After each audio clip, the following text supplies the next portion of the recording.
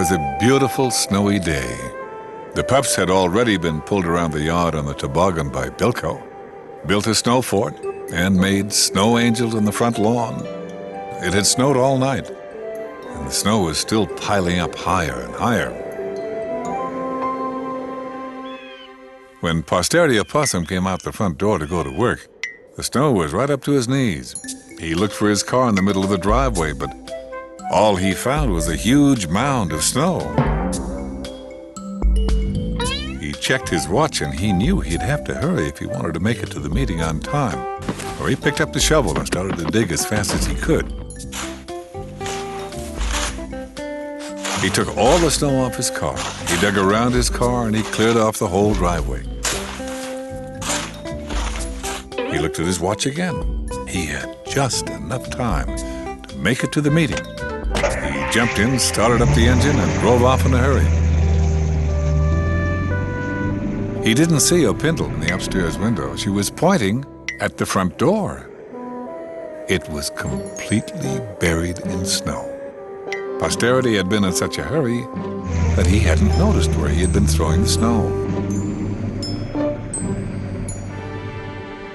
At the station, the pups were drying their mittens and getting ready to make snow sculptures. I wasn't feeling well and asked if Tankard could bring me some hot tea. He told me he would later, but he first had to find a square container for the sculpture. Then I asked Farah if she could bring me a cool cloth for my hood. She said she would, but I think she forgot because she was so excited. Then Dilly raced out to ask if they could use some of the plastic mixing bowl. I wanted to ask her if she could bring me the tea, but she spun around on her heel and was gone in a split second. The pups were shouting and laughing in the snow. I had a terrible headache. I called to Smudge and asked if he could stop for a minute and come and rub my sore hood.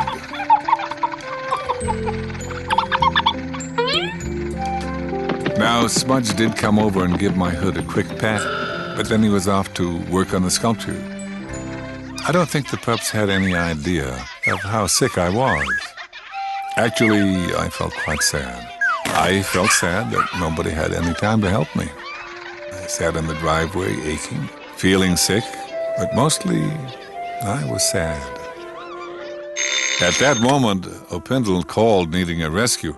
Her husband had been so concerned about getting to his meeting that he had forgotten about her. She was stuck in the house with the front door covered up to the top in snow.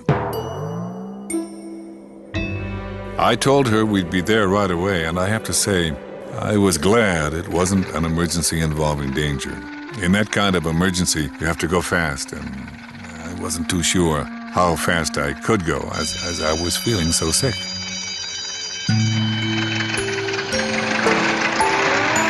The pups jumped on, and I headed out of the driveway. But I went pretty slowly because of my headache. Even my red light was flashing slowly. Farah asked me to please hurry up, and Tankard couldn't figure out why I didn't care about Opindle. I told him I did, but I wasn't feeling very well. All of a sudden, the pups were silent.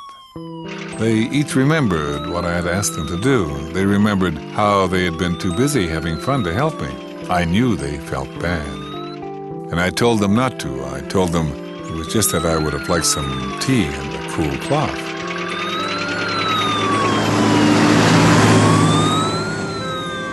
As we approached the house, the pups were still very silent. I told them to help Opindle fast so I could snuggle down in our driveway and get some rest. And with that, the pups leapt off and tried to think of the fastest way to help Opindle. They all picked up their buckets and they set to work scooping away the snow. I was no help at all.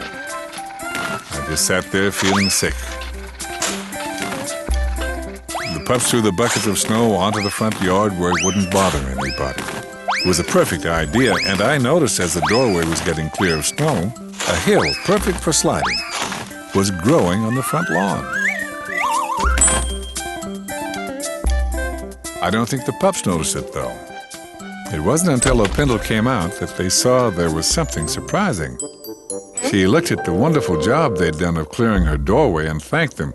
Then she looked at the beautiful snow slide in the front yard.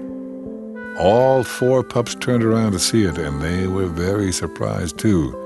She asked the pups if they wanted to slide, but they politely said no thank you. Then she thanked the pups for cheering her up.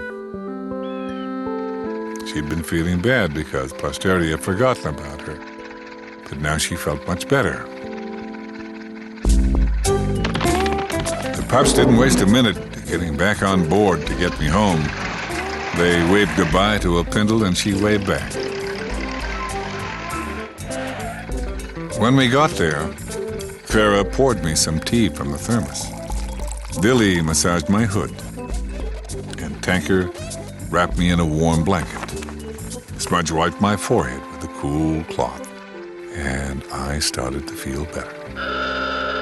The pups told me they were sorry that they hadn't helped. Tanker told me every time he was sick, I took good care of him. Dilly said I always brought hot soup. Smudge remembered when I put a cold cloth on his forehead. And Farah said most of all, when she was feeling sick, I stopped what I was doing and helped her to feel better. I smiled and I told them, good friends always take care of each other. They all agreed, and they tiptoed off to play quietly while I had a snooze. Oh, I knew they'd be back to check to see if I was all right later, and that made me sleep even more comfortably. I was glad the pups were there to help me. And I know when your friends or your parents don't feel well, you'll be there to help them too.